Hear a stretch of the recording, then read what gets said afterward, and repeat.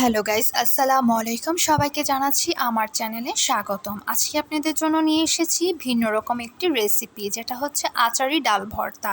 তো এটা অবশ্যই আপনারা বাসায় ট্রাই করবেন আর আমার পুরো ভিডিওটি দেখার জন্য অনুরোধ রইল। তো চলুন রেসিপিটি দেখে নেই।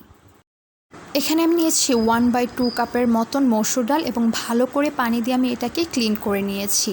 এখন আমি দিয়ে দিচ্ছি এখানে 2 কাপ পানি এবং এটাকে আমি এখন সিদ্ধ হতে দিয়ে দিব। আর এর মধ্যে আমি দিব 5টা ছোট ছোট রসুনের কোয়া এবং সামান্য পরিমাণ এর মধ্যে আমি লবণ দিয়ে দিব এবং এটাকে সিদ্ধ হতে দিব আমি 15 মিনিটের মতন। যখন এরকম সিদ্ধ হয়ে যাবে, একদম আমি বেশি শুকিয়ে নেব না, হালকা একটু পানি পানি রাখবো, তখন এটাকে আমি নামিয়ে ফেলবো। এখানে আমি নিয়েছি 2 টেবিল চামচ পেঁয়াজ কুচি এবং ধনিয়া পাতা কুচি, আর এখানে আমি দিয়ে দিচ্ছি সামান্য পরিমাণ লবণ। আমি হাত দিয়ে ভালো করে ডলে নেব দুইটাকে একসাথে। আর এর মধ্যে আমি দিয়ে দিব 2 টেবিল চামচ আপনার মরিচের গুঁড়া, যে যেরকম ঝাল খান সে অনুযায়ী ঝাল দিবেন।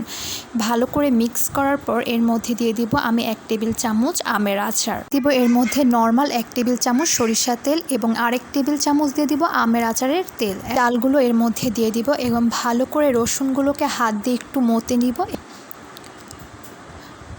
আমার মিক্স করা হয়ে গেলে আমি একটা বাটিতে এটাকে পরিবেশন করে নিব। আর আপনারা অবশ্যই এটা বাসায় ট্রাই করবেন। আর আমার ভিডিওটা যদি ভালো লাগে থাকে অবশ্যই লাইক, কমেন্ট এবং শেয়ার করে দিবেন।